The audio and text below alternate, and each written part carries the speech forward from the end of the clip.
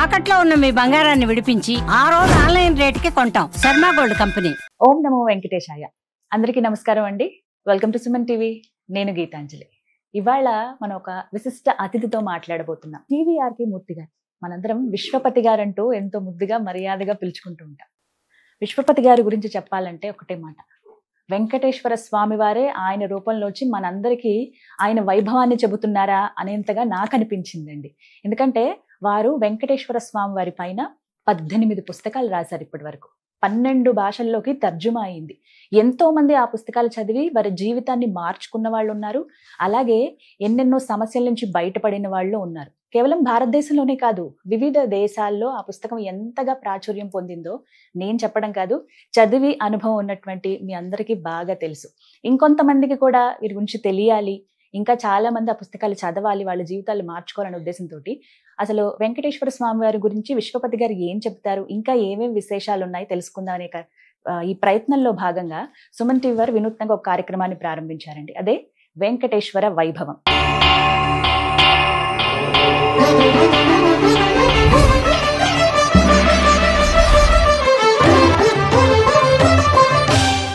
అఖిలాండ కోటి బ్రహ్మాండ నాయకుడు ఆ దేవదేవుడు గురించి తెలుసుకోవాలని మా అందరికీ కోరిక అండి వీడియోస్ ద్వారా. ముందుగా ఒక మొదటి ప్రశ్నతో ప్రారంభిస్తాను. తప్పకుండా. సాధారణంగా ఒకటే ప్రశ్న, ఎంత ఉన్నా, నేను ఎంత భక్తిపరంగా ఉంటున్నా కూడా దేవుడు నాకే కష్టం ఇస్తూ ఉన్నాడు. ఎన్ని కష్టాలు పడుతున్నాను. నేను గుడికి వెళ్తాను, పూజలు చేస్తాను, దానం చేస్తాను, ఎప్పటికప్పుడు దైవ దర్శనానికి అని చెప్పి కోవెలకి వెళ్తాను, అయినా ఏంటి నాకు ఈ కష్టాలు, ఈ జీవితం, నేను ఏం పాపం చేసుకున్నానని అడిగే వాళ్ళు చాలా మంది ఉంటారు. గురు, నేను ఏం పాపం చేసుకున్నానో, ఇది ఏ జన్మలో పాపము ఇలా వెంటాడుతోంది, ఎందుకు స్వామి ఇంత దైవికంగా భక్తిభావంగా ఉన్నా నాకే ఎందుకు వస్తున్నాయి సమస్యలు? అవును, ఇది సామాన్యం, ప్రతి వాళ్ళకి కూడా అనిపిస్తుంది మనకి. ఏంటి, ఎందుకు నేను ఇంత ఇదిగా ఉన్నా, ఎందుకు? కానీ ఏంటంటే ఇలా నేను చెప్పాను చూడు, మనం అందరం చూస్తున్నదమ్మా, మనం అందరం చూసేది ఈ జన్మ, ఈ కంటికి కనపడేది చూస్తున్నాం. ప్రతి మనిషి ఆలోచన, అందరి ఆలోచనలు ఎలా ఉంటాయంటే, మన ఆలోచన పరిధి, మన ఆలోచన అంతా కూడా మనం పుట్టినప్పటి నుంచి పెరిగిన వాతావరణం, మన అన్నదమ్ములు, మన అక్క చెల్లెళ్ళు, మన స్నేహితులు, మనకి జరిగిన జీవితంలో జరిగిన ఎక్స్పీరియన్సెస్, వీటిలన్నిటితో మౌల్డ్ అయిపోతాం మనం, మన ఆలోచన. అండ్ ఇందా చెప్పాను, ఇన్ని కోట్ల జన్మల నుంచి మనం వస్తుంటామని. అసలు పునర్జన్మ ఉందని నమ్ముతాం మనం. కృష్ణుడు ఉన్నాడు, రాముడు నమ్ముతామా? ఇంతకుముందు జన్మలు ఉన్నాయని నమ్ముతాం కదా. అసలు పునర్జన్మలు అనేది ప్రారంభక్రమం లేకపోతే ఇంత వైరుధ్యమైన జీవితాలు కనపడవు మనకి. ఎందుకు చూడు, ఎంతో పండితుడికి అంటుకి ఒక్కొక్కప్పుడు అక్షరమగరాలు పిల్లలు పుడుతుంటారు, అవునా? అండ్ తండ్రి అతి సామాన్యమైన జీవితం గడుపుతుంటే పిల్లవాడు పెద్ద ఐఏఎస్ ఆఫీసర్ అయిపోయిన వాడిని చూస్తాం. ఆ సంగీతంలో గొప్ప విద్వాంసుడు అయిపోయిన వాడు చూస్తాం. అసలు అతను పుట్టిన కుటుంబం అయితే అతి సామాన్య కుటుంబంలో ఎక్కడో పుట్టి అసలు సంగీతం పుట్టడంతోనే అతను స్వరాలు గుర్తుపట్టేస్తాడు. మనం పిల్లల్ని చూస్తాం, వింటుంటే అక్కడక్కడ 4 ఏళ్ళకి 5 ఏళ్ళకి స్వరం గుర్తు. అంటే ఏంటి, కింద జన్మలో ఉన్న వాసనలు ఈ సోల్ పట్టుకుని వస్తూ ఉంటాయి. సో అర్థం అంతే కదా. సో పూర్వజన్మలు అనేవి ఉన్నాయని చెప్పి మనం అందరూ ఒక్కొక్క తప్పదు. ఎంత అనుకున్నా, ఎంత వెస్టర్న్ థియరీస్ ఏమనుకున్నా ఇప్పుడు అందరూ నమ్ముతున్నారు. వాళ్ళందరూ కూడా పూర్వజన్మలు ఉంటాయి, ఎందుకంటే ఎన్నో ఎక్స్పీరియన్స్ కనపడుతుంది, చూస్తున్నారు అనమాట. అలా తెలుసుకోవచ్చా అండి గత జన్మలో మనం ఏమిటి, గత జన్మలో? అది చాలా కష్టం.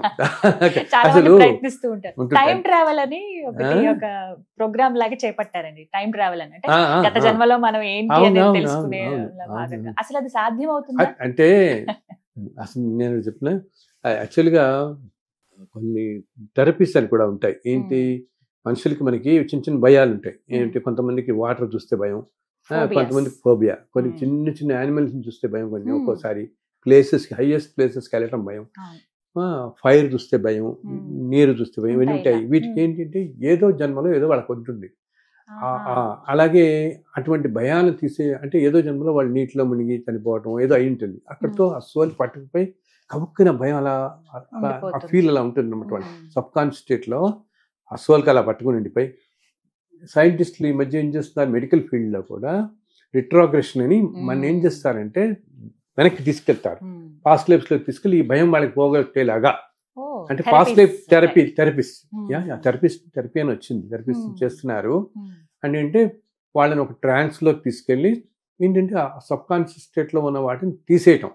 అంటే చాలా కష్టం పూర్తిగా పోవటం అనేది ఉంది అసలు అట్లాగా. సో ఇంతకుముందు జన్మల్లో అనమాట. కానీ మనం ఇందాక నేను చెప్పాను చూడు, ఇన్ని జన్మల నుంచి ఏ జన్మల్లో మనం ఏం చేసుకున్నాం మనకి తెలియదు కదా.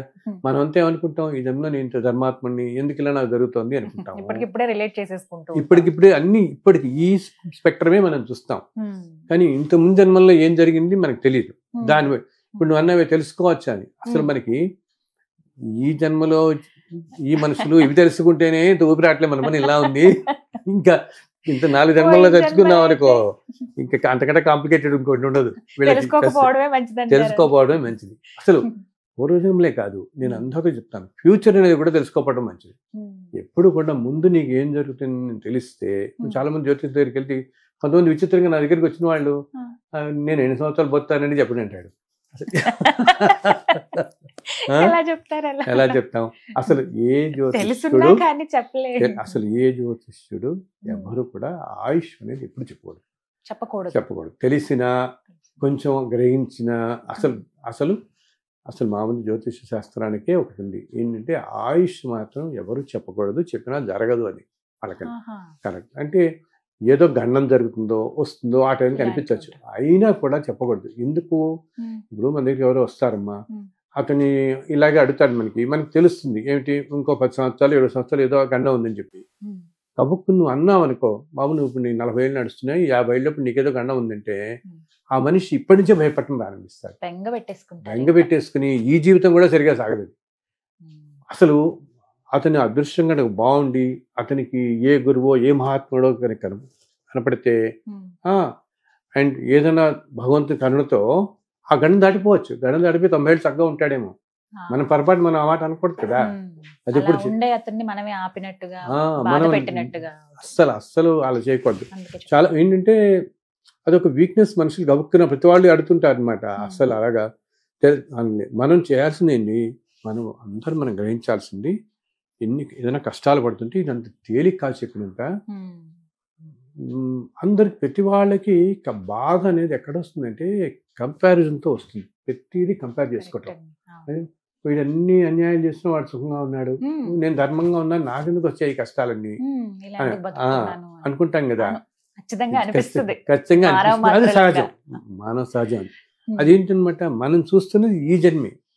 ఇంత ముందు జన్మల్లో ఆ మనిషి ఏం చేసుకున్నాడో ఎక్కడ చేసుకున్నాడో నేను చూస్తాను. ఈ మధ్య నేను ఇప్పుడు చూస్తుంటాం, మన ఏదో బ్రహ్మాండంగా ఒక 500-600 కోట్లలో అన్నీ కూడా అనుభవిస్తున్న వాళ్ళు ఉంటారు అనుకో. వాళ్ళు ఏంటనమాట, వాళ్ళలో ఒకళ్ళిద్దరు నేను చూశాను. ఎప్పుడు ఆల్మోస్ట్ ఒక 1000-2000 సంవత్సరాల క్రితం ఒక దేశానికి రాజులా ఉండి కొన్ని లక్షల మంది జీవితాలకు ఎంతో చేశాడు సేవ. రాజుగా ఉండి కూడా అతి సామాన్యమైన జీవితం గడిపి ఏంటి ప్రతి వాళ్ళకి మంచినీళ్ళు దొరికేలాగా, తిండి దొరికేలాగా బతికినంత కాలం 75 ఏళ్ళు 80 ఏళ్ళు బతుకుతాడు ఆ రాజు. ఎంతో సమాజానికి సేవ చేయటంతో ఎంతో పుణ్యం మూట కట్టుకున్నాడు. పుణ్యం మూట కట్టుకుని తర్వాత జన్మల్లో కూడా మంచి జీవితం అనిపిస్తున్నప్పటికీ ఒక్కసారికి ఈ జన్మలో ఏమైందో తనకి ఎంతో వైభోగం వచ్చేసింది, ఇన్ని వైభోగాలు. కానీ మనిషి బుద్ధి అనేది రకరకాలుగా ఉంటుంది కదా. ఇంత వైభవం ఒక్కసారిగా ఎందుకు? ఆ పుణ్య పరంపర అంతా మనకి అనుభవానికి రాగానే ఎక్కడ లేని అన్యాయాలు చేస్తున్నాడు. ఇప్పుడు సాధారణంగా చేసే పని ఏంటి, అందరు మనుషులు రాగానే చాలా మందికి డబ్బుతో పాటు ఎవరో ఒకళ్ళకి తప్పితే అహంకారం వచ్చేస్తుంది. ధనంతోనే అహంకారం. అసలు కలియుగ లక్షణమే అది ఆయన అంటాడు. అందుకని ఆయన అందరి దగ్గర నుంచి ముడుపులు తీసుకోవటం, మనకి హుండీ అందరూ అంటే వడ్డీ కాసులు వాడంటే ఆమె, బికాజ్ ఆయనకి తెలుసు అనమాట, కలియుగంలో మనుషులకి అన్నిటికంట వాళ్ళకి closest to them is money. డబ్బు కోసం వాళ్ళ అన్నదమ్ముల్ని, అక్క చెల్లెళ్ళని, తల్లిదండ్రులని ఎవరిని వెలేయడానికి, ఎవరి మీద కోట్ల గేలు పెట్టడానికి దేనికైనా తెగిచ్చేస్తారు వీళ్ళు. ధనమే అన్నిటికంటే వీళ్ళకి చాలా ఇది. అందుకని వాళ్ళ కష్టాలు పోవడం కోసం వాళ్ళని ఆశ్రయించినప్పుడు వాళ్ళ దగ్గర ఆ ధనాన్ని ఏదైతే వాళ్ళకి ఏంటి వదులుకోవడం చాలా కష్టంగా ఉంటుందో, ధనం వదులుకోవడం కష్టం కదా మనకి, మన వాళ్ళకి. అది నేను తీసుకుని వాళ్ళకి నేను తీరుస్తాను అంటాడు. అది కూడా ఎలాగా తీర్చడం అంటే, నువ్వు ఏదో ఇప్పుడు నీకు ఓ 10 కోట్లు వస్తుంది అనుకుందాం మనం, చాలా పెద్ద కష్టం వచ్చింది, ఆయన ఏంటి ఇంత కష్టం, ఆయన స్వామివారి భక్తుడే అనుకున్నాం, స్వామి నేను ఎప్పుడు నేను దర్శనం నెల బికాజ్ అంత డబ్బు ఉన్నవాళ్ళు కదా, నేను ప్రతి నెల నేను దర్శనానికి వస్తున్నాను, అయినా నువ్వు నాకు ఇంత కష్టం ఇచ్చావు అని చెప్పి అనుకుంటావా? అనుకుంటాడు కదా. అప్పుడు అడుగుతాడు, నువ్వేంటినైనా ఇంత చేస్తున్నా, ఇంత నేను ప్రతి నెల నీ దర్శనానికి వస్తున్నాను, ఇంత సేవించుకుంటున్నాను, అయినా నాకు ఇంత పెద్ద కష్టం ఇచ్చావు అని అన్నప్పుడు ఆ కష్టం తీరిపోవడానికి నీకేదో చేస్తాను అంటాడు.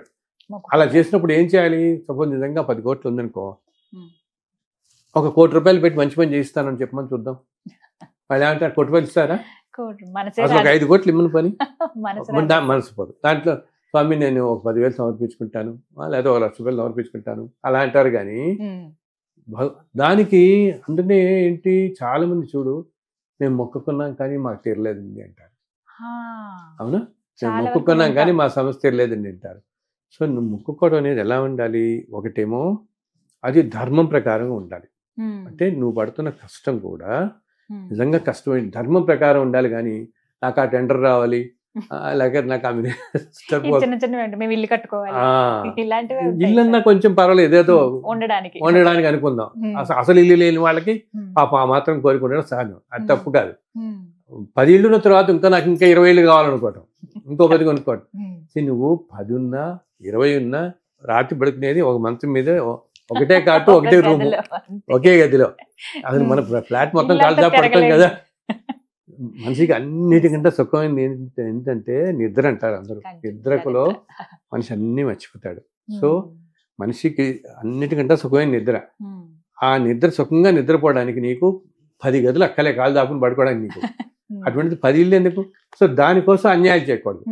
అందుకు ఏంటంటాడంటే ఆయన, మీరు ధర్మంగా బతుకుతూ మీ కోరిక ధర్మపరదమైన ఉండి, ఇప్పుడు మన పిల్లవాడు ఉంటాడు, ఏదో పెద్ద అనారోగ్యం వస్తుంది అనుకో, అది అనారోగ్యం తొలగించమని మనం ఆయన వేడుకుంటాం. మనం మనకే అనారోగ్యం వచ్చిందనుకో ఏదో వేడుకుంటాం, అది ధర్మపరంగానే. అక్కడ మేము అన్యాయంగా నాకు ఈ డబ్బు కావాలి, ఆ సంపదలు కావాలంటే అనుకుంటూ ఏదో ముడిపి వేస్తూ ఉంటావి. అది ఎలా ఉండాలంటేట, మనం వదులుకోవడానికి మనకు కష్టం అనిపించాలి. 1000 రూపాయలు కాదు, 1 లక్ష అంటే నీకు కష్టం అనిపిస్తుంది. అవునా? ఇప్పుడు 10 కోట్లు ఉన్న వాళ్ళకి 5 కోట్లు వేయడానికి ఎంత కష్టం అనిపిస్తుంది వాడికి? సగం అనిపిస్తుంది. సో ఏంటంటే అందుకనే చెప్తారు ధర్మం, త్యాగం ఇవన్నీ ఎందుకు చెప్తారంటే, నీకు వదులుకోవడానికి ఎంత కష్టం అవుతుందో అప్పుడు వేస్తేనే అప్పుడు గ్రహిస్తాడు. లేదు వీడి పాపం నిజంగా ఇంత బాధపడుతున్నాడు, ఇంతగా నన్ను వేడుకుంటున్నాడు, వాడికి అంతా కూడా వదులుకు సమర్పించుకుంటున్నాడు కష్టమైన. అంతేగాని ఆయనకి డబ్బులు ఎందుకు? లక్ష్మీదేవి ఆయన దగ్గర ఉండగా. ఇది మనని మన కష్టాల నుంచి ధర్మ మార్గంలో వెళుతూ పూర్వజన్మంలో పడినవన్నిటిని ఏదైనా ప్రారంభ కర్మలలో పడుతున్నవి పక్కకి తప్పించడం కోసం కాస్త, అందుకే ఆయన ఇప్పుడు ఇలా వెలిసి మన కోసం ఉన్నదన్నమాట. ఉండి వాళ్ళ కోసం ఈ ముడుపులు అనేవి, ముడుపులకు కట్టడం, డబ్బు మనం అనుకుంటామే, అది కూడా చెప్పానే. ఇది రాగానే ఏదో 100 అలానే కాకుండా మనకు కష్టమైనంత మొదలు. ఇంకా కలియుగ లక్షణమే ప్రజలందరినీ ఒక కలియుగ మాయ కప్పిస్తుంది అనమాట. ఈ మాయ కూడా ఏమిటి, సామాన్యుల్ని కాదు, ఎంతో హయ్యెస్ట్ పొజిషన్స్లో ఆధ్యాత్మికంగా కానీ అన్ని రంగాల్లో, కళారంగంలో, ఆధ్యాత్మికంగా అన్ని రంగాల్లో అండ్ విజ్ఞానంగా ఉండి ఎంతో పాండిత్యం ఉన్నా కూడాట కలియుగ లక్షణం అని చెప్తారు పురాణంలో. కలియుగ లక్షణాలు ఎలా ఉంటాయంటే, ఎంతో పాండిత్యం ఉండి నాకంటా గొప్పవాడు లేడనుకున్న వాళ్ళని కూడా ఈ మాయ కప్పేసి అహంకారం వస్తుంది మనుషులకి. అహంకారంలో పడి వాళ్ళు ఏమనుకుంటారు, వాళ్ళకి ఏదో ఒక ఆశ్రమం ఉందనుకుందాం, వాడికి ఒక 10 ఎకరాలు ఏదో ఆశ్రమం ఉంటే, అదేంటి ఆయనకేమో 50 ఎకరాలు ఉంది, నాకు 10 ఎకరాలే ఉంది అనిపిస్తుంది. అంతే. అసలు నిజంగా సాధన చేసుకునేవాళ్ళు, ధర్మం చేసుకునే వాళ్ళకి ఎంత చాలు ప్రదేశం, చాలా చాలు. కానీ ఏంటంటే ఈ కలి మాయ ప్రభావం అందరి మీద చూపిస్తుంది, అందరి మీద సంతృప్తి అనేది చెందనివ్వదు ఎక్కడికి. అటువంటి మాయ నుంచి బయటపడేసేది ఆయన వెంకటేశ్వరుడు. ఆయన్ని పట్టుకుని నాయన అన్యదా శరణం నాస్తి అని మనస్ఫూర్తిగా అనమాట, మనం బయట కనుకోవడం కాదు, మనస్ఫూర్తిగా. అది కూడా ఏంటి, పూర్తి నమ్మకం పెట్టిన ఆయన నువ్వు ఉన్నావు, నువ్వు చూసుకుంటావు, నువ్వు ఉంటే నువ్వు చూసుకుంటావు అని కూడా అనకూడదు. మన వాళ్ళంతా అంటారు చూడు, భగవంతుడా నువ్వు ఉంటే నన్ను కాపాడుతావు అని. నువ్వు ఉంటే కాబట్టి ఏంటి, నువ్వు ఉన్నావు అంతే. అవునా? నువ్వు ఉన్నావు, మమ్మల్ని కాపాడుతున్నావు. భారం ఆయన మీద అంతే వేసేయాలంతే. అంతే. నువ్వు అది కూడా కంప్లీట్ ఫెయిత్ అనమాట. నాకేం పర్లేదు నాయన, నువ్వు ఉన్నావు, నువ్వు చూసుకుంటావు అంతే. నువ్వు ఉంటే నువ్వు చూసుకోవడం కూడా కాదు, నువ్వు ఉన్నావు, నువ్వు చూసుకుంటున్నావు అంతే. ఏదైనా ప్రారంభ కర్మలు నేను అనుభవిస్తున్నానా, ఏదో నాకు ఈ అనుభవించి ఏంటంటే భగవంతుడు కూడా ప్రారంభ కర్మల నుంచి మనం ఎన్నెన్నో పడుతూ ఉంటాం కదా మనుషులు అందరూ. ఎంతో తీవ్రమైన మన్ని చేస్తుంటే మనం వాటిని అనుభవించడానికి ఆయన పట్టుకుంటే ఏంటంటే ఆ తట్టుకునే శక్తి ఆయన మనకి ఇస్తాడు. భగవంతుని అనుగ్రహం లేకపోతే తట్టుకునే శక్తి కూడా ఉండదు మనకి. శక్తి ఇస్తాడు, ఒక్కొక్కసారి దానికి కొంచెం తొలగిస్తాడు అనమాట. ఆ కర్మను కూడా తొలగిస్తాడు. ఏంటి, మనం ఎంత ఆర్తితో ఆయన్ని కొలుస్తున్నాము అని. అన్నిటికంటే ప్రధానం ఆర్తి. ఆయన ఇప్పుడు నాకు పెద్ద పెద్ద యజ్ఞాలు చేయండి, యాగాలు చేయండి అనండు, ధర్మంగా ఉండండి. మీరు ధర్మం, మనం ఎన్నో, అసలు ఒక త్యాగరాజు ఎటువంటి సామాన్యమైన జీవితం గడిపాడు, ఒక అన్నమే ఎటువంటి సామాన్యమైన జీవితం గడిపాడు వాళ్ళందరూ. ఆయన కావాల్సిందల్లా ధర్మం ధర్మం ధర్మం ధర్మం. ధర్మంగా ఉంటే చాలు తల్లి. కలియుగానికి అంతకి మించింది లేదు. అందుకనే మనం ఇప్పుడు తిరుపతిలో చూస్తాం, ధర్మ రక్షిత రక్షిత, అన్ని చోట్ల ఇదే చూస్తాం, అన్ని చోట్ల ఉంటుంది. ధర్మాన్ని రక్షించండి, అది మిమ్మల్ని రక్షిస్తుంది అని. ధర్మాన్ని రక్షించండి అంటే ధర్మాన్ని తీసుకెళ్ళేదో గుట్లో పెట్టి రక్షించడం కాదు, ధర్మాన్ని ఆచరించటం. మనం ఆచరించి చూపిస్తే అప్పుడు అది మనని కాపాడినట్టు ఏది కాపాడదు అనమాట. అండ్ మనం ధర్మం ఆచరించడానికి మనం ప్రయత్నంగా చేస్తున్నప్పుడు ఆయన తప్పకుండా మనకి ఇస్తాడు. ఆయన అన్ని ఏంటి, ఆ తట్టుకునే శక్తి ఇస్తాడు, ఆ మార్గంలో ఇంకా ముందు వెళ్ళడానికి ఎప్పుడు ఆయన సహకరిస్తూనే ఉంటాడు. అందుకే అంటారేమో, కష్టాలు ఇవ్వద్దు అని ఎప్పుడు దేవుణ్ణి అడగొద్దు, కష్టాలు ఇవ్వు, అవి తట్టుకునే శక్తి కూడా ఇవ్వు స్వామి అని అడగాలంటారు. బికాజ్ ఎందుకు, ఇప్పుడు కష్టాలు మనం ఒకటంలో ఇప్పుడు నువ్వు అనుకుంటాము, అయ్యో నేను ఇంత పడిపోతున్నా, నా వల్ల కావట్లేదు స్వామి తీసే అంటావు అనుకో. సరే, అయ్యో పాపం వీడు చాలా గోలు పడిపోతున్నాడు అని చెప్పి తీస్తే ఇవి పూర్తిగా తొలగించబడవు, వచ్చే జన్మలాగా వెళతాయి, నీకు ముందు జన్మల్లో అనుభవిస్తాం. సో అప్పుడు ఏమవుతుంది, ఏదో ముందు జన్మల్లో ఆ జన్మలో అనుభవించాల్సిన ఎలాగ ఉంటాయి, మనకి ఇవి కూడా తేడా ఇవ్వబడతాయి, ఇంకా వస్తాయి. అందుకని నువ్వు చూడు, ఒక్కసారి మన చుట్టుపక్కల ఉన్న వాళ్ళలో ఒకటే కుటుంబంలో ఒకేసారి అనేక రకాల కష్టాలు పడుతున్నాం అనిపిస్తాం. అవునా, ఒకదాని వెంట ఒకటి వింటుంటామే మనం. ఏంటి పాపం అనారోగ్యం వస్తుంది, ఫైనాన్షియల్ గా ప్రాబ్లం వస్తుంది, ఇంట్లో వాళ్ళ కూతురికి ఇంకేదో అవుతుంది, ఇంకోటి ఏదో అవుతుంది. ఇన్ని కష్టాలు మీద ఎందుకు పడతాయి ఒక్కసారిగా అంటే, వాళ్ళు ఇంతకు ముందు జన్మల్లో ఎప్పుడో కష్టాలు పడుతున్నప్పుడు ఇలాగే ఆయన గట్టిగా భగవంతుని వెరికి, నాని ఇంక నేను పడలేకపోతున్నాను, ఇదేదో నన్ను ముందు జన్మలో తోసే కాస్త ఇంక తీసే సగం ఈ కష్టాలు ఇక్కడతో అంటే, ఈ సగం ఆయన తీసేస్తాడు, తీసేసి ఇంకో జన్మలో పెడతాడు తీసుకెళ్ళి. అందుకని ఏం చేయాలి మనం, నాయన ఈ తట్టుకునే శక్తి ఇవ్వు అని. అది ఆయన అంత తేలిక కాదు, తట్టుకునే శక్తి ఇవ్వు అని.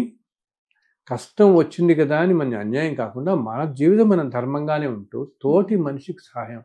ధర్మం అంటే తల్లి పరుషంగా మాట్లాడకపోవడమే ధర్మం, అంతే, ఏమీ లేదు. ఒక మనిషిని హట్టు చేసేలాగా మాట్లాడకుండా ఉంటే, నువ్వేమి వాళ్ళకి ఏదో కోట్లు ఇవ్వక్కర్లేదు, పదవులు ఇవ్వక్కర్లేదు, ఏం అక్కర్లేదు. అవతల మనిషిని ఎవరన్నావని, అసలు వాళ్ళ అనుభవలే అక్కర్లే, వాళ్ళు ఒక్కరే, ఎవరిని పరుషంగా మాట్లాడకుండా ఉంటే అది అన్నిటికంటా గొప్ప ధర్మం అంట. కష్టపడే మాట మనం మాట్లాడకూడదు. మాటే కదా, ఒక్కసారి మాట వెళ్ళిందంటే మనం తీసుకోలేం మనం. అండ్ అది ఎంతో మనిషిని కష్టపెడుతుంది. ఎప్పుడూ కూడా ఒక సోల్ మనం వీలున్నంత వరకు నలుగురికి 4 మంచి మాటలు, అందులో అంటారు చూడండి, మంచి మాటలు చెప్పండి.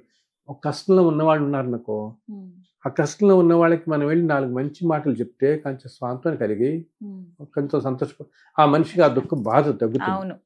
అలా మంచి మాటలు చెప్పడం వల్ల మనమేం నష్టపోం కదా. అండ్ ఆ సోల్ పాపం కొంచెం తృప్తి చెందుతుంది, సంతోషపడుతుంది. అండ్ సోల్ కనుక సంతోషపడితే వచ్చే బ్లెస్సింగ్స్ సామాన్యంగా ఉండవు, ఏ సోల్ అయినా కూడా. అందుకనే మనకి చిన్నప్పటి నుంచి ఏం చెప్తారు, 10 మందికి సహాయం చేయండి, 10 మందికి సహాయం చేయండి అంటారు. వీలున్నంత సహాయం చేయండి, ఏదో ఒకటి ఎంతో శక్తి కొలది చేయండి. ఎందుకంటే అక్కడ 10 అంటే నెంబర్ 10 కాదనమాట, వీలున్నంత మందికి చేయమని చెప్తుంటే ఏంటి, దానివల్ల వాళ్ళు ఇన్ టర్న్ నీ మంచి కోరుకుంటారు. అది నీకు చెప్పకపోవచ్చు, ప్రతి వాళ్ళు ఈ రోజుల్లో చెప్పాలని లేదు, బట్ ఆ సోల్ గ్రహిస్తుంది కదా, మా ఆయన ఎవరు సహాయం చేశాడు, నేను బాగున్నాను. ఆ బ్లెస్సింగ్స్ వెనక్కి వచ్చినాయి, ఈ మనిషిని ఈ మనిషి కుటుంబాన్ని కాపాడుతుంటాయి. ఉమ్, చాలా అందులో ఇప్పుడు కాలం తల్లి ప్రస్తుతం మనం ఉన్న కాలం ఏంటంటే ఉమ్, ఇది ప్రస్తుతానికి మన టాపిక్ సంబంధించిన కాకపోయినా కొంచెం ఉన్న 2 మాటలు చెప్తాను. మామూలుగా ఇలా కాలం గడుస్తుంది. మనం అన్న మహాభారత యుద్ధం జరిగింది, కొన్ని లక్షల మంది సైనికులు చనిపోయారు, ఇవన్నీ తెలిసినవే. యుద్ధంలో.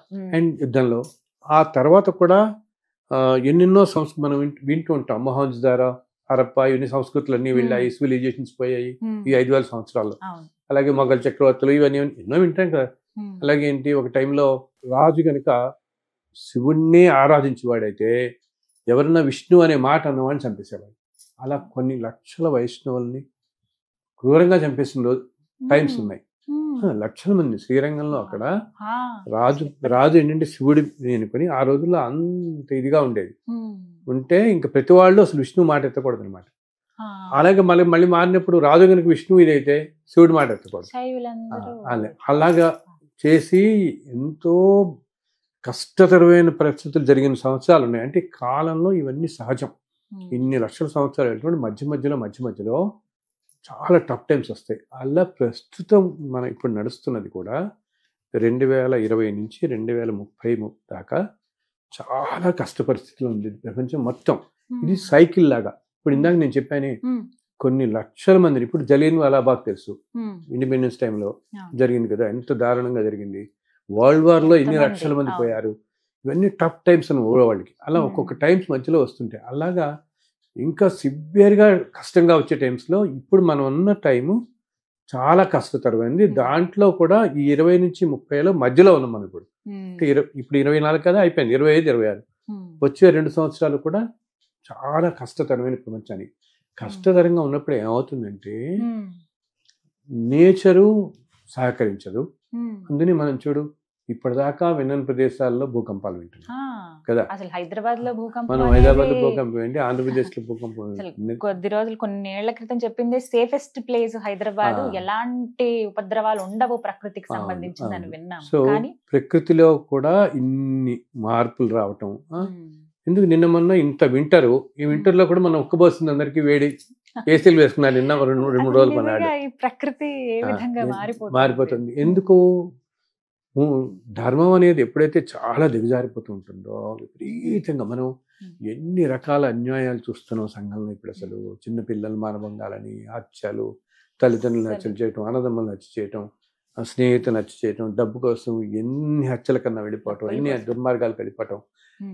ధర్మం అనేదే లేనప్పుడు ఏంటంటే ప్రకృతి కూడా సహకరించదు. ఎప్పుడైతే ప్రకృతి సహకరించడం కాదు, నవగ్రహాలు, అష్టదిక్పాలకులు ఏవి సహకరించవు.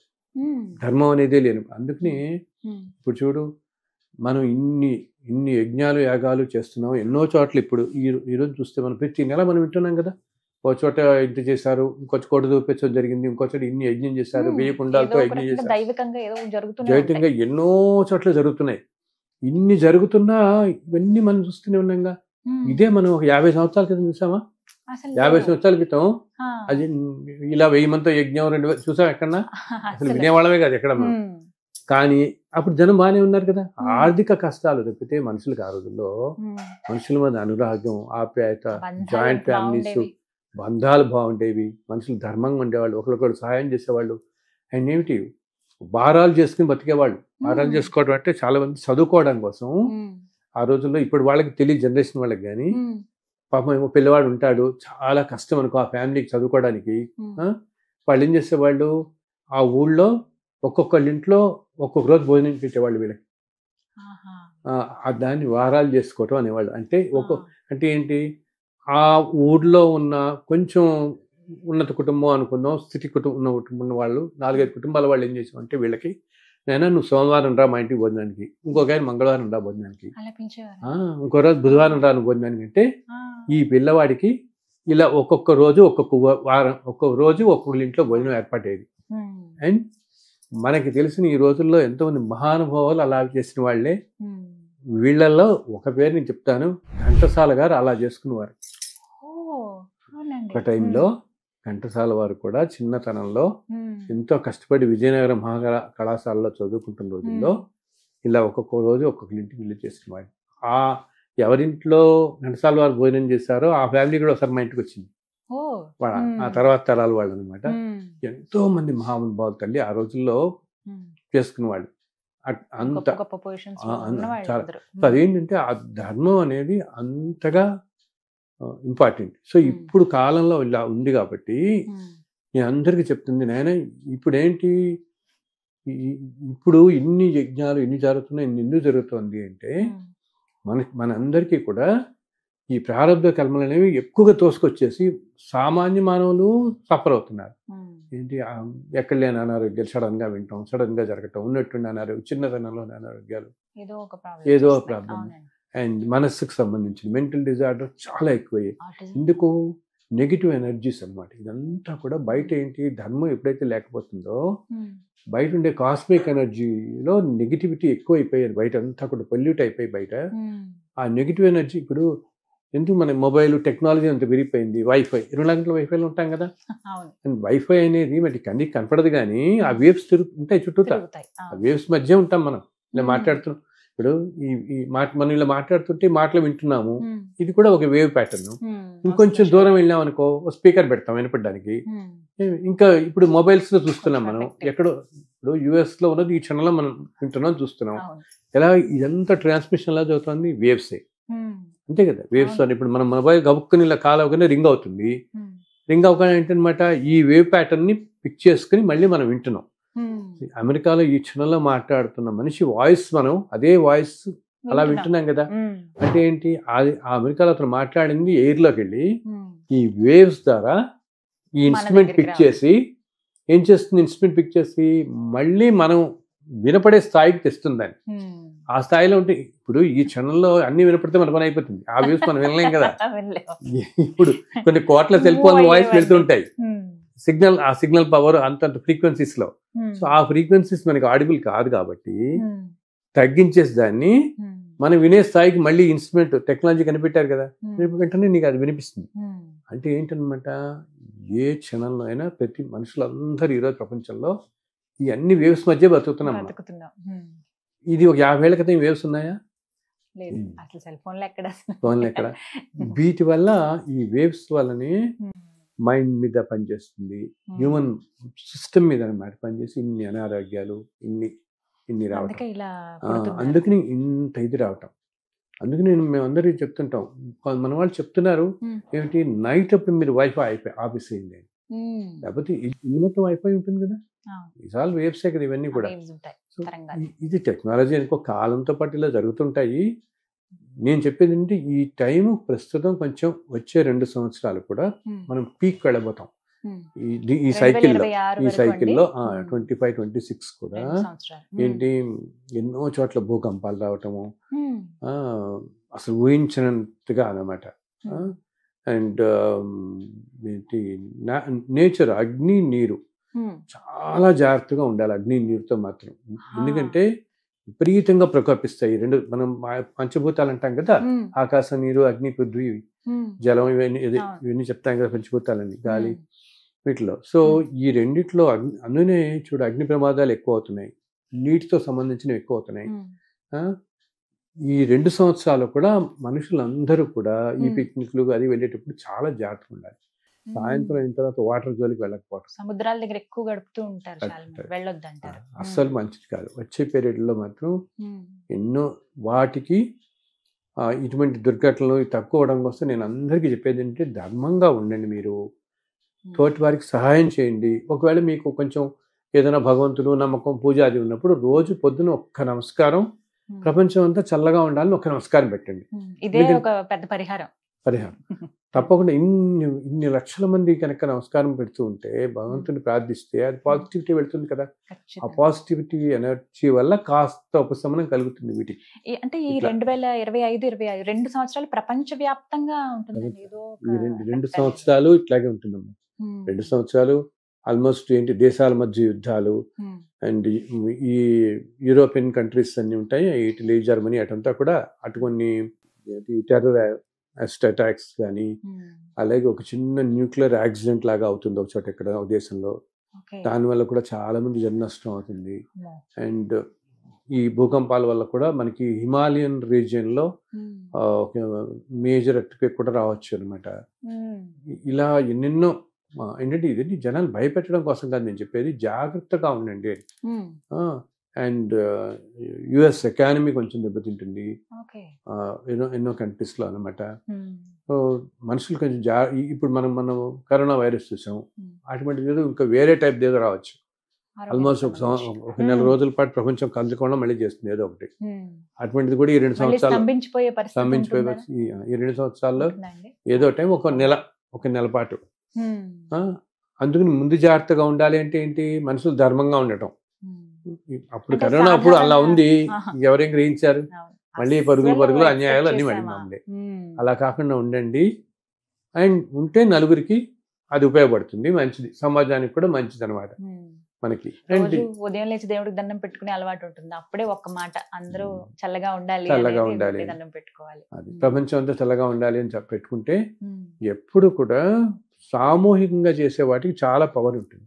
ఈ పాజిటివ్ ఎనర్జీ ప్రకృతిలోకి వెళితే వీళ్ళందరి ప్రార్థనలో ఆ ప్రార్థనల వల్ల ఆ వేవ్స్ వల్ల పాజిటివిటీ వచ్చి కొంచెం తగ్గుతుంది అనమాట. ఇది తగ్గుతుంది వీటి తీవ్రత. మామూలుగా కూడా యాక్చువల్గా భగవంతుడు ఏం చేస్తాడు, ప్రతి కాలంలో కూడా భూమి మీదకి కొంతమంది మహానుభావులు పెడతాడు. ఏంటి ఇప్పుడు నేను అన్నానే, ఇప్పుడు టైం బాగాలేదు అని చెప్తున్నాను కదా, మనం చూస్తున్నాం కూడా కదా. అసలు కరోనా అనేది మన జీవిత కాలాల్లో ఎవరు అనుకుని ఉండరు అసలు. అంటే ఏదైనా అనారోగ్యం వస్తుందని లేకపోతే ఇలాంటివి ఉంటాయని తెలుసు కానీ పూర్తిగా స్తంభించేస్తుంది. ఎక్కడ వాళ్ళు అక్కడ అసలు మనం తలుపు తీసి పక్కింటి వాళ్ళతో మాట్లాడలేకపోతాం, అటువంటి పరిస్థితి వస్తుందని ఎవరు ఊహించలేదు కదా. ఇంట్లో మనుషులే దూరంగా ఉండాలి. అండ్ అన్నిటికంటే దారుణం ఏంటి, సొంత తల్లిదండ్రులు అన్నదమ్ములు పోయినప్పుడు కూడా వెళ్ళి చూసుకోవడానికి కూడా కొంతమంది లేకుండా పోయింది కదా. వేరే దేశాల్లో ఉన్న వాళ్ళు కానీ ఇక్కడ ఉన్న వాళ్ళు కానీ వేరే ఊరు ప్రయాణం చేయలేక, వేరే ఉండి తండ్రిని చివరి క్షణాల్లో చూసుకోలేక హాస్పిటల్ నుంచి అటు తీసుకెళ్ళిపోయి ఎంత బాధలు పడ్డారు, ఎంత బాధలు. అదే నేను ఇలా చెప్పానే, మనుషుల్ని కలి మాయ ఎలా కప్పేస్తోందంటే మనుషుల్ని అన్ని చూసినా ఆ రోజుల్లో అనుకున్నారు అందరూ, అమ్మో ఎప్పుడు దొరుకుతుంది బాబు, మామూలుగా ఉండడం అనేది ఇంత సంతోషంగా ఉంటుంది అనిపించింది అందరికి. ఏంటి మామూలుగా రోడ్డు మీదకి వెళ్ళి టీ తాగడం, రోడ్డు మీద అలా తిరగటం నిజంగా ఇంత హాయిగా కూడా ఉంటుందా అనిపించింది అప్పుడు. వెంటనే తీయటమే ఒక ఆనందంగా ఉంది. అటువంటిది మనం ఇప్పుడు ఎవరన్నా గ్రహిస్తున్నారా, మళ్ళీ మొదటికొచ్చారు. అదేంటి ధర్మం అనేది అంత తగ్గిపోయి మనుషుల్లో. ఇది ఏంటంటే ఏది ఇప్పుడు మనం మనం ఎవరు 200-300 సంవత్సరాలు ఉన్నాం కదా, మనం ఉండే 70 పోనీ 100 ఏళ్ళు బతికాం అనుకున్నా, ఇంత 100 yearsకి నీకు ఇన్ని వేల కోట్లు సంపాదించి ఈ పరుగులు ఉన్న రోజు ప్రశాంతంగా ఉండి సంతోషంగా జీవించు, నలుగురికి సహాయం చేయి, అంతకు మించిన ఆనందం ఇంకోటి ఉండదు మనకి. అవును కదా. అది దానికి ఆయన పట్టుకోవాలి. ఆయన భగవంతుని ఆశ్రయిస్తే నీకు ఆయన అత్యంత కరుణామయుడు అనమాట. మన అన్ని స్తోత్రాలు అదే అంటాను, ఆయన నువ్వే కరుణామయుడివి, నువ్వే దయామూర్తివి అని ఉంటామే. ఆయన పట్టుకుంటే మనకి ఆయన ఆ శక్తి ఇస్తాడు, ఆలోచన ఇస్తాడు. అసలు ఎప్పుడు ఏమవుతుంది, ఏదన్నా ఆలోచనలు అనేవి ఎలా వస్తాయి, మన పూర్వజన్మ కర్మలు బట్టే మన ఆలోచన వస్తుంది. అవునా, ఒక చెడు పని చేసేవాడికి ఇది ఎందుకు చేద్దామని వస్తుంది వాడికి ఆలోచన. ఒకే కుటుంబంలో పుట్టిన నలుగురు 4 రకాలుగా ఎందుకు పుట్టినారు, వాడు మర్డర్లు చేస్తుంటే వాడు చక్కగా చదువుకుని పైకి వస్తున్నాడు. ఎందుకు వస్తున్నాడు, వీడు పూర్వజన్మల్లో ఏదో చేసుకున్న వాటికి వాడి మైండ్ అటే పోతుంది, ఆలోచనలు అలా పోతాయి అన్నమాట. సో ఆలోచనలు కూడా పూర్వజన్మ ప్రభావంతో మన ఆలోచన వస్తుంది, మన మంచి ఆలోచన చెడు ఆలోచన. కానీ భగవంతుడు నీకు విచక్షణ ఇచ్చాడు కదా, నీకు తెలుసు ఇది మంచిది ఇది చెడ్డది. ఈ రెండు అన్ని జీవరాశుల్లో 84 లక్షల జీవరాశుల్లో మనిషికి ఒక్కడికి ఈ విచక్షణ ఉంది, ఇది చెడు ఇది మంచిది. మిగతా వాటన్నిటికీ ఉండదు, టైము ఆకలి ఇవన్నీ కూడా మనకి విచక్షణ ఇచ్చాడు. ఆ విచక్షణతో మనం ఆ పని చేయకుండా ఉండాలి. అది చేయకుండా సో అందుకని ఏంటి, ఆయన కనుక నమ్ముకుంటేట మన ఆలోచనలు కూడా మంచి ఆలోచనలు ఉంచేలాగా ప్రేరేపిస్తాడు, సక్రమమైన మార్గంలో పెడతాడు. సో ఇందాక నేను చెప్పాను చూడండి, ఇలా భూమి మీద ఆయన ఎప్పుడూ కూడా భగవంతుడు ప్రతి కాలంలో ఒక 400 మంది మహాపురుషులు అక్కడక్కడ ఉంటారు, రకరకాల దేశాలు, ఈ భూమి ప్రదేశం మొత్తం మీద. వాళ్ళలో కొంతమంది ఏంటి సాక్షాత్తు ఆయన అంశతో జన్మించిన వాళ్ళు, ఒక రమణ మహర్షి లాగా, మహావతార్ బాబాజీ మనం ఇలా వింటుంటామే. వాళ్ళు ఏంటంటే ఈ సృష్టి సర్వనాశనం కాకుండా కాపాడుతూ ఉంటారు. By just by their mere physical presence, వాళ్ళు ఈ భూమి మీద ఉండటం బట్టే, వాళ్ళు ఏమి చేయక్కర్లేదు. అంత శక్తి రూపాలు ఈ భూమి మీద ఉన్నప్పుడు ఆ రూపం ఉండటం వల్ల ఇప్పుడు మనం ఎర్త్క్వేక్ విన్నాము, మొన్న వచ్చింది కదా ఇక్కడ మనకి హైదరాబాద్లో ఫ్యూ సెకండ్స్ అని. అదే కనుక ఫ్యూ సెకండ్స్ ముందు ఒక నిమిషం దాకా వెళ్ళింది అనుకో, ఇంక ఊహించలేం. అసలు నిమిషం అక్కర్లేదు, 20-30 సెకండ్లు వస్తేనే చాలా కష్టం. అందుట్లో మనకి ఒక 50 సంవత్సరాలకి ఇప్పటికి ఏంటి తల్లి, ఒక్కోటి 40 అంతస్తులు 50 అంతస్తులు, ఇటువంటిప్పుడు మనం ఊహించలేం కూడా ఏదైనా ఎర్త్క్వేక్ అనేది వస్తుంది. సో ఇంత నాశనం కాకుండా ఈ మహానుభావులు ఏం చేస్తుంటారంటే తగ్గిస్తారు, కాస్త కాపాడుతూ వాళ్ళకున్న సాధనతో వాళ్ళు తగ్గిస్తారు. వాళ్ళు ప్రతి కాలంలో ఉంటారు, ఎప్పుడు ఉంటారు, ఎప్పుడు ఏదో రూపంలో మన మధ్య ఉంటారు. కానీ ఒకప్పుడు ఏంటి, ఒక 50-60 సంవత్సరాల క్రితం అయితే అటువంటి వారికి సమాజం అలా ఉండేది కాబట్టి వాళ్ళలో కొంతమంది బయట మనకు కనపడేవారు. వాళ్ళు మనం కొలుచుకోవటం, నమస్కారం పెట్టుకోవటం అలా చూసిండేది. ఇప్పుడున్న మోడర్న్ టైమ్స్ వచ్చేసి ఇది వచ్చేసేస్తే ఇప్పుడు వాళ్ళకి దీంట్లోకి రావాలంటే కూడా భయం వాళ్ళకి. సో ఉంటారు, భౌతిక రూపంలో మన మధ్య ఉన్నారు రకరకాల ప్రదేశాల్లో, ఇక్కడ ఆంధ్రప్రదేశ్లో, తమిళనాడు, లేకపోతే చెన్నై, ఇంకో ఏదో మహారాష్ట్ర, అమెరికా, రకరకాల దేశాల్లో ఈ భౌగోళిక భూమి మొత్తం మీద అక్కడ అక్కడ అక్కడ అక్కడ అక్కడ ఇలా ఉంటారు.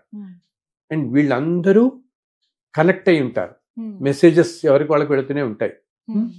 అందరూ గురువులు అంటాం మనం, అలా అనమాట. సో వీళ్ళు ఏం చేస్తారంటే ఇలా తీవ్రతలు ఏమన్నా వచ్చినప్పుడు కొంచెం ఉపశమనం తగ్గిస్తారు.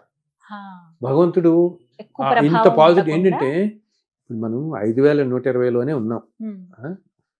ఇందాక ఏమనుకున్నాం, కలియుగం 4,32,000 సంవత్సరాలు, ఎక్కడ 10,000 కూడా అవ్వలేదు, జస్ట్ 10,000 కూడా అవ్వలేదు. ఇప్పుడే పరిస్థితి ఇలా ఉంది. సో ఇప్పుడే సర్వనాశానికి దారి తీయకూడదు కదా, మరి అంత సర్వనాశనం అప్పుడే రాకూడదు, సస్టైన్ అవ్వాలి కదా. అందుకని బట్ ఒక టఫ్ పీరియడ్ నడుస్తుంది. అప్పుడు వీళ్ళు ఏంటంటే కాస్త ఉపశమనం అలా కలిగిస్తూ, ఇప్పుడు నేను చెప్పాలంటే ఏంటి, వీళ్ళలో కొంతమంది ఎంతో గొప్ప జ్ఞానం కలిగి నలుగురికి మంచి బోధించే వాళ్ళు ఉంటారు, కొంతమంది సంగీతంతో పాజిటివిటీ తీసుకొస్తారు. ఒక ఎంఎస్ సుబ్బలక్ష్మి అలా వచ్చిన ఆవిడే ఒక మహానుభావురాలు. ఎందుకంటే సంగీతానికి ఎంత పవర్ ఉంటుందంటే, సంగీతం అంటే వాయిస్ వైబ్రేషన్ కదమ్మా. ఆ సంగీత తరంగాలప్పుడు ఈ తరంగాలతో ఏమవుతుంది, ఈ నెగిటివ్ తరంగాలన్నీ పోతాయి అనమాట, ఆఫ్సెట్ అవుతాయి బాగా, నెగిటివిటీ అనేది ఆఫ్సెట్ అవుతుంది. అందుకని భగవంతుడు అలా ఈ కాలాల్లో ఆ కాలాల్లో సృష్టించిన వాళ్ళల్లో ఆవిడ ఒకరు. ఇందాక నేను చెప్పాను 400 మహాన్ వాళ్ళకి లోకం పట్టదు, డబ్బు ఏమీ పట్టదు, భగవంతుడి పరంగా వస్తారు. మన అదృష్టం ఉంటే మనం కూడా ఆ కాలంలో ఉన్న గ్రహించగలుగుతాం. సో ఇప్పుడు కూడా అలా మన మధ్య అతి సామాన్యమైన ఉద్యోగాలు చేస్తూ సామాన్యమైన జీవితం గడుపుతూ ఉన్న వాళ్ళల్లో కొంతమంది వీళ్ళు ఉన్నారు. ఓకే, ఈ 400 మంది అయితే వాళ్ళు ఏంటంటే వాళ్ళు ఎవరు అనేది మనకి తెలియదు, బయటికి వాళ్ళు కనపడరు, గుర్తించలేం. ఎందుకు, అతి సామాన్యంగా ఉంటారు. ఎవరికో ఒకరికి ఏంటి, అవతల వాళ్ళకి కూడా ఎంతో గొప్ప సంస్కారం ఉండి, గొప్ప సంస్కారం అంటే నేను అందరికీ చెప్తాను, కానీ మీకు చాలా సంస్కారం అంటే ఎంతో భక్తి ఉండాలి, నేను రోజు పొద్దున సాయంత్రం గుడికి వెళ్ళిపోతానండి, రేపు పూజలు చేస్తానండి, అవన్నీ కాదు. సంస్కారం అనేది ధర్మం బట్టే వస్తుంది. బాగా నువ్వు ధర్మం పట్టుకుని, ధర్మం అంటే అవతల మనిషి కష్టం ఎక్కడన్నా చిన్న సహాయం చేద్దామని, చిన్న మంచి మాటలు చేద్దాం, మంచి పని చేద్దాం, మంచి ఆలోచనలో ఉంటామే మనం. అలా ఉన్న వాళ్ళు గ్రహించగలుగుతారు, వాళ్ళకి తెలుస్తుంది. ఈ మనిషిని చూడగానే బహుశా ఈ మనిషి ఎవరో మహానుభావుడు, చూడ్డానికి అత్సామాన్యంగా ఎందుకుంటారు ఈ రోజుల్లో. ఒక 50 సంవత్సరాల కాలానికి కుదిరింది, ఈ రోజుల్లో కనుక నీకు అటువంటి ఉన్నాడని తెలిస్తే ఊరుకుంటారు జనం, అన్ని ఛానల్స్ వాళ్ళు వచ్చేస్తారు, అంటే వచ్చి మూగిపోతారు. అసలు ఆయనకి ఆ ప్రశాంతత ఉండదు. ఆయన వచ్చిన పర్పస్ సర్వ్ అవుతుంది. వాళ్ళు వచ్చింది పర్పస్ ఎందుకు, వాళ్ళు వీళ్ళలో ఒక్కొక్కరు 70-80 సంవత్సరాలు ఉంటారు, ఈ భూమి మీద నుండి వెళ్ళిపోతారు. వీళ్ళున్న పర్పస్ ఏమిటి, అన్ని సక్రమంగా జరిగేలాగా ఉండడం, చూడడం కోసం. ఇప్పుడు నేను ఇందాక చెప్పాను నీకు అక్కడ ఎర్త్క్వేక్ మొన్న వచ్చింది, ఎంత 3.4 ఎంతో వచ్చింది సంథింగ్, అదే 3.4 4 వచ్చింది. అదే కనుక 6 7 వెళ్ళి ఎర్త్క్వేక్ ఎనర్జీ అదేంటంటే ఎర్త్క్వేక్స్ తీవ్రత. అన్నప్పుడు ఎనర్జీ వస్తుంది పైకి. ఆ ఎనర్జీ పైకి వచ్చినప్పుడు ఇదంతా కదులుతాయి. ప్లేట్స్ అంటాం Shake కింద అయిపోతుంది. లోపల. అవును. సైంటిఫిక్ గా చెప్తే ఆ ప్లేట్స్ కదిలినప్పుడు ఉమ్, ఎనర్జీ ఇలా పైకి వచ్చి ఆ మొత్తం భూమిని ఇలా తంతుంది అనమాట ఎనర్జీ. ఉమ్. అక్కడితో భూమి అంతా ఇలా ఒక్కసారి కదులుతుంది మొత్తం నీకు అది. కంపిస్తుంది. కనిపిస్తుంది అంటామే. ఉమ్, ఈ ఎనర్జీని ఈ మహానుభావాలు ఏంటి చేస్తారు, ఎంత గొప్ప వాళ్ళు అంటే వాళ్ళ తల్లి. ఉమ్, ఆయన ఇట్లా కళ్ళు మూసుకుని తెలుస్తుంది ఆయనకి ఇంకో పావు గంటలో అక్కడ కంపలు జరుగుతున్నాయి, ఒక చోట అడ్జస్ట్మెంట్ vibrations తెలుసు. వైబ్రేషన్స్ అని. ఉమ్, ఈయన కేవలం సంకల్పంతో ఆయన దగ్గర ఒక మంచినీళ్ళ గ్లాస్ పెట్టుకుని ఈ నీళ్ళు ఇలా అంటారు. ఆ, అక్కడితో అది 6.5 ఉండేది కాస్త ఆ కంపలు అలా దగ్గర 3.5 కడతాయి. అంత ఇది- శక్తివంతులు వాళ్ళు అంత శక్తివంతులు ఇప్పటికీ మన మధ్య ఉన్నారు. ఉన్నారు. వాళ్ళు అలా ఉన్నారు కాబట్టే ఈ మాత్రం ఇలా ఉంది. లేకపోతే విశ్వం ఇలా ఉంది. నీకు మొన్న వచ్చిన ఎర్త్క్వేక్ చూసాము. అదే కనుక ఇంకో 6 or 7 వచ్చింటే ఎంత ఊహించగలవా? విలయం అయి ఉండేదమ్మా. ఉమ్, ఊహించలేం.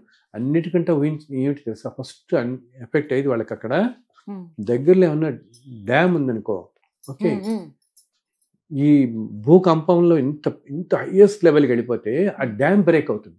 వరదలు వచ్చేస్తాయి. డ్యామ్ అయిపోతే మొత్తం వాటర్ ఫ్లో కింద వెళ్ళిపోయి అవతల స్ట్రీమ్కి వెళ్ళిపోయి కొన్ని వేల ఊళ్ళని మునిగిపోతాయి, కొన్ని వేల ఊళ్ళు మునిగిపోతాయి. సో మొన్న ఆ రోజు రాత్రి వచ్చినప్పుడు ఉమ్, ఒక మహానుభావుడు నాన్నని తగ్గించాడు. అలా ఈ 2-3 సంవత్సరాల్లో కూడా 2 సంవత్సరాలు ఈ టైంలో ఇటువంటి మహానుభావులు ఎక్కడెక్కడ ఉండి ఉమ్, ఆ తీవ్రతను తగ్గిస్తారు వాళ్ళు. ఉమ్, ఇప్పుడు వచ్చే తుఫాన్ వస్తుంది, ఉమ్, ప్రచండమైన వేగంతో వచ్చేస్తుంది అనుకుందాం.